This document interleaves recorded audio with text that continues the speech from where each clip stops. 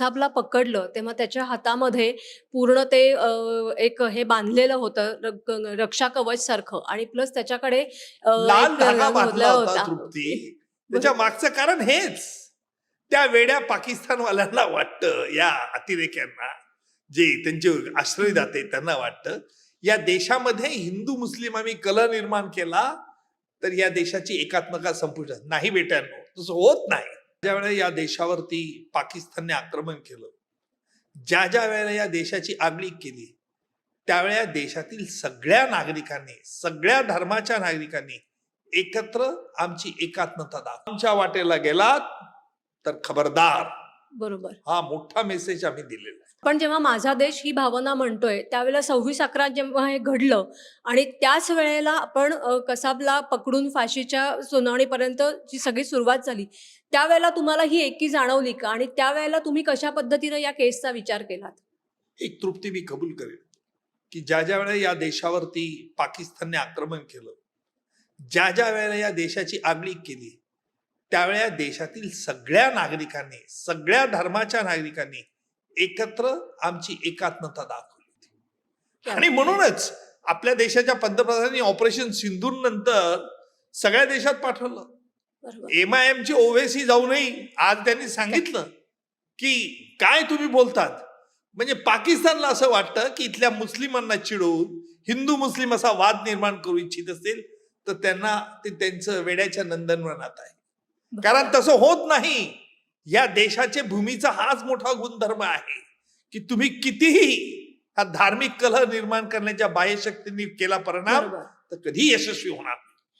आपण आता हिंदू मुस्लिम बोलत होतो, तर जेव्हा कसाबला पकडलं तेव्हा त्याच्या हातामध्ये पूर्ण ते एक हे बांधलेलं होतं रक्षा कवच सारखं आणि प्लस त्याच्याकडे लाल धागा बांधला होता होता. तृप्ती. त्याच्या मागचं कारण हेच. त्या वेड्या पाकिस्तानवाल्यांना वाटतं, या अतिरेक्यांना, जे त्यांचे आश्रयदाते त्यांना वाटतं, या देशामध्ये हिंदू मुस्लिम आम्ही कलह निर्माण केला तर या देशाची एकात्मता संपू शकत नाही. बेट्यांनो, तसं होत नाही. अरे काश्मीरचा 370 आमच्या देशाच्या गृहमंत्र्यांनी रद्द केला. आमच्या देशाच्या गृहमंत्र्यांनी भगवाजींनी आपला राष्ट्रध्वज फडकवला, जो कधी फडकवत नव्हता. शांततेत नाही. आज काश्मीर मधल्या मुस्लिमांना देखील शांतता, उद्योगधंदे त्या खोऱ्यामध्ये हवे आहेत. आणि म्हणून हे मी राजकीय बोलत नाहीये, मी अनेक खटल्यांचे मी सांगतो. आणि तृप्ती, तुम्ही जो प्रश्न विचारला की हे 10 अतिरेकी आले होते, यांनी लाल धागा बांधला होता, कशा करता? त्यांचे जो आयडेंटिटी कार्ड हिंदू होते. मी सगळे या खटल्यातील प्रिन्सिपॉलांना बोलवलं, जे हिंदू आयडेंटिटी कार्ड होते ना, आणि त्यांना विचारलं की अजमल अमीर कसाब, त्याचं नाव मद्रासच्या कॉलेजमधलं, की हिंदू नाव सलुंकी फलुंकी काहीतरी नाव असं होतं, आता नाव आठवत नाही मला.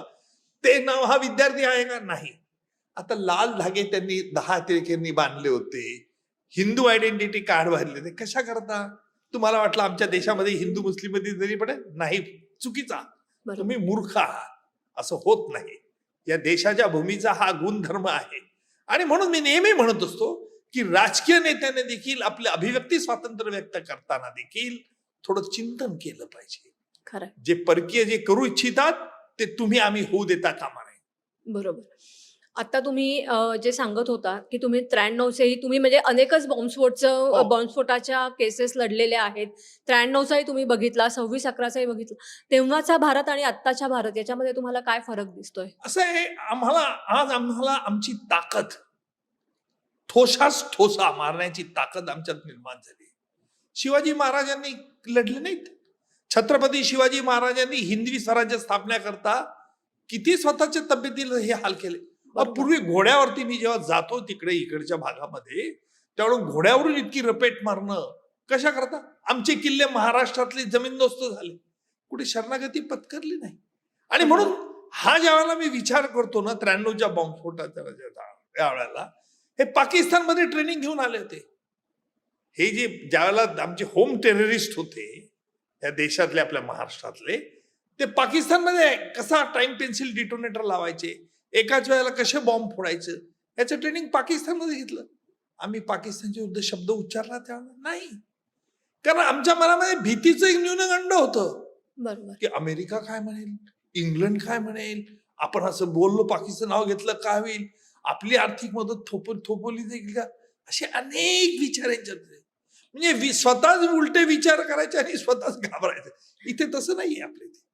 आताची परिस्थिती बदलली आहे.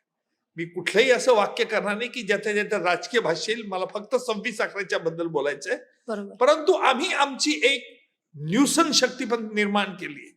आमच्या वाटेला गेलात तर खबरदार. बरोबर. हा मोठा मेसेज आम्ही दिलेला आहे.